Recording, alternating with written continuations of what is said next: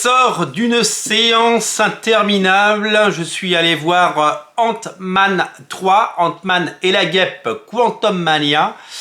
Et j'ai emmené mes enfants. Je me suis dit que ça ferait une jolie sortie en famille.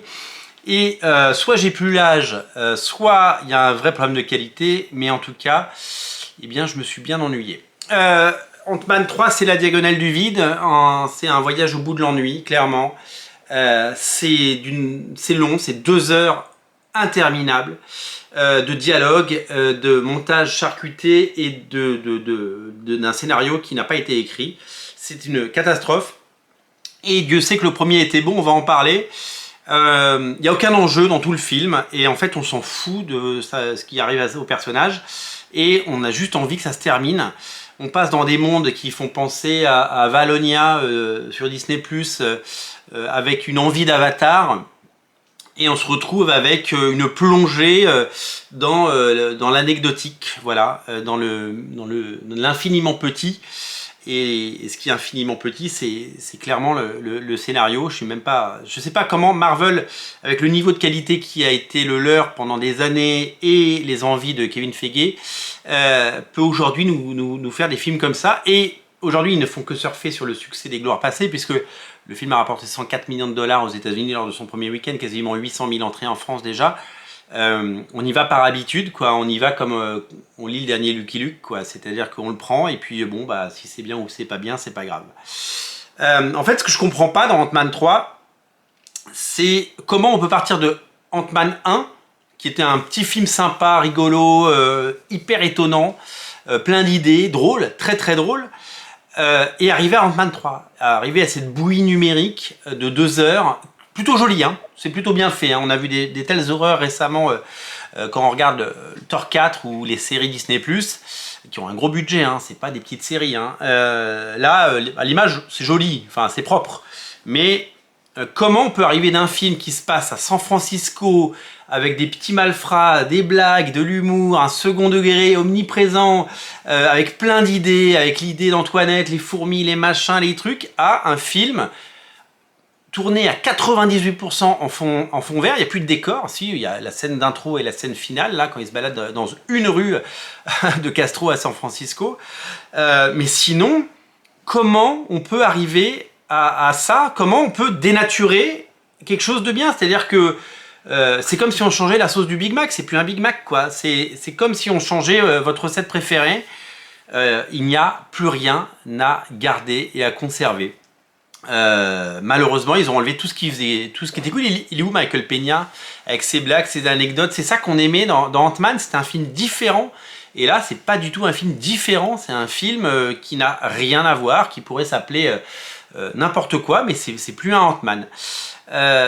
C'est vraiment un film vide à tout point de vue, paresseux, mal écrit et mal monté. Je me suis fait la réflexion dès le début, il manque des scènes, c'est-à-dire que il manque des scènes de dialogue, il manque des lignes, des choses qui ont été coupées parce qu'on ne comprend pas pourquoi le personnage de Bill Murray arrive, pourquoi il est gentil, d'un coup il devient méchant.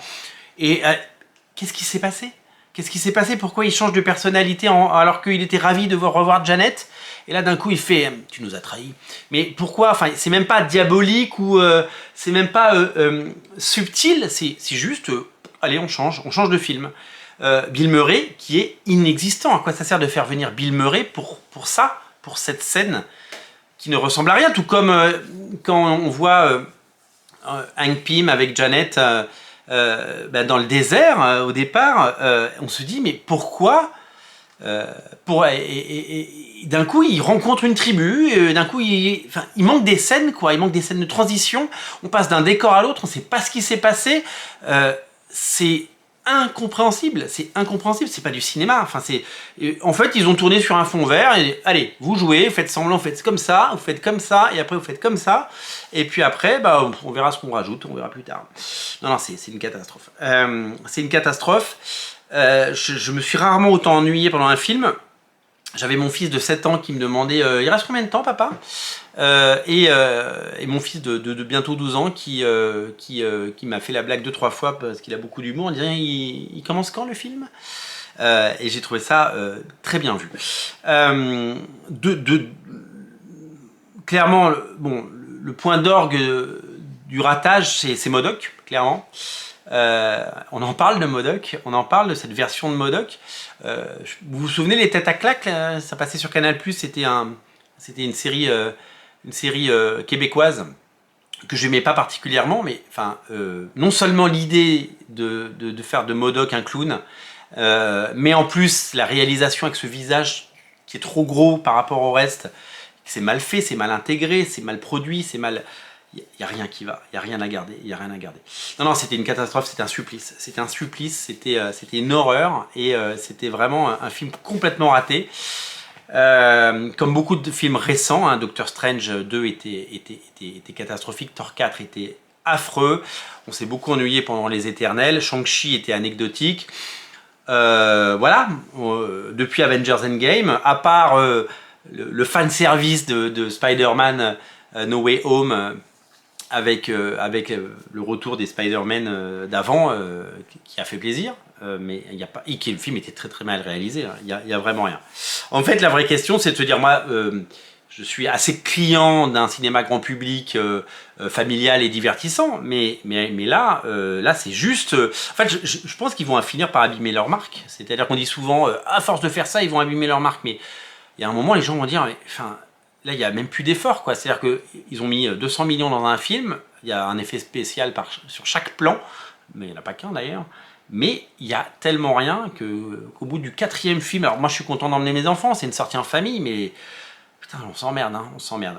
Donc j'aimerais bien me dire, à quand un bon film chez Marvel? J'ai regardé le planning 2023, on va se taper Les Gardiens de la Galaxie 3, le 2 était affreux, et on va se taper The Marvels, qui vient d'être décalé, là, qui sort à l'automne, qui est un peu la suite de Captain Marvel avec Miss Marvel, qui était un des shows les plus affreux de Disney+, avec She-Hulk. L'année 2023 va être très très longue, et 2024, ça n'a pas l'air... voilà. Donc j'aimerais bien qu'il y ait un horizon, j'aimerais bien qu'on nous dise, putain, voilà, il y a un film cool. Je me souviens de l'excitation d'aller voir...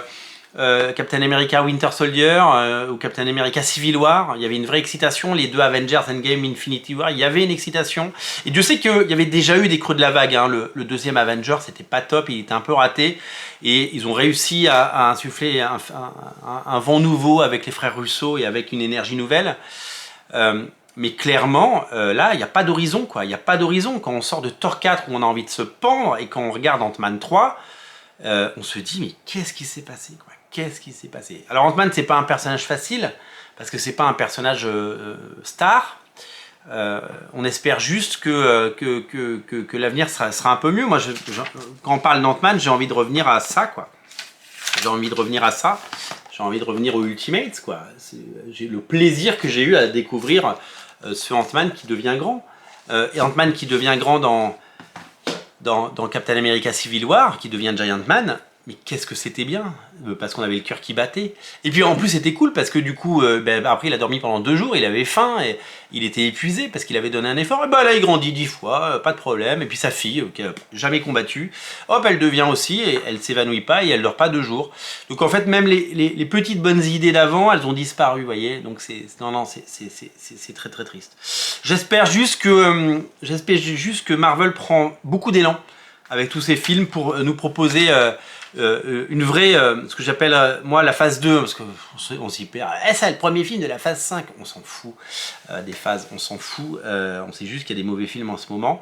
Moi j'attends, vous savez, on l'a toujours dit, hein, quand je lisais les comics dans les années 90, les Avengers c'était les gros ringards, hein, ils avaient les pires scénaristes et les pires dessinateurs. C'était le comics que personne ne voulait lire et que personne ne trouvait cool. Il a fallu attendre Mark Millar et Brian Michael Bendis pour qu'ils deviennent cool en comics, ces personnages. Donc il a fallu attendre les années 2000, mais dans les années 90, c'était vraiment les gros ringards, les Avengers. Et nous, ce qu'on aimait, c'était Spider-Man, les 4 Fantastiques et les X-Men surtout. Parce que ça, c'était cool. Et que là, il y a un vivier de scénarios, d'histoires et de sagas absolument génial. Eh ben, j'espère que la page va très vite se tourner et qu'on va très très vite passer la page, parce qu'on nous a annoncé 2 nouveaux films Avengers, hein, j'espère qu'ils seront au niveau. Kang Dynasty et je ne sais plus comment s'appellera l'autre. J'espère que ces films-là tourneront vraiment la page des Avengers et qu'on aura une nouvelle base propre pour introduire de façon qualitative et durable des films épiques avec les 4 Fantastiques, et surtout créer un univers cohérent avec les X-Men Vraiment, on en a hâte. On a très envie de voir des bons films parce que là, mon Dieu que c'était ennuyeux et long et lent et pénible. Voilà, lisez ça si vous voulez du très très bon Ant-Man et du très très bon Giant-Man parce que le personnage était bien traité. Et regardez à nouveau Ant-Man numéro 1 sur Disney+, parce que celui-là était vraiment cool. Le 3 est à oublier très très vite. C'est clairement un film que je ne reverrai jamais, alors que j'ai pris un plaisir fou à revoir Ant-Man avec mes enfants il y a quelques mois. Le premier, et qu'il y a plein de films que j'adore revoir avec eux. Mais alors là, celui-là, je pense que les 2 heures de supplice et les 2 heures de perdu ont à jamais calmé mes aspirations de suite ou de choses comme ça. On parle même pas du personnage de Kang qui est complètement, enfin voilà, il est raté, il est maltraité et c'est triste. Et la scène post-générique avec tous les Kang qui font comme ça, comme s'ils étaient tous écervelés, ça n'a pas de sens quoi, ça n'a pas de sens, c'est pas le personnage de Kang. Le personnage de Kang il est beaucoup plus fin que ça quoi, il est beaucoup plus puissant, il est magistral, l'acteur est génial, pourquoi on l'a gâché tout ça, enfin tout ça est insupportable, voilà. C'était affreux et j'espère que, je sais pas ce qu'il y a à sauver. Si vous avez des trucs à sauver dans ce film, dites-le moi parce que moi j'ai vraiment passé 2 heures en enfer, voilà. Dites-moi ce que vous en avez pensé. Le débat est ouvert, salut.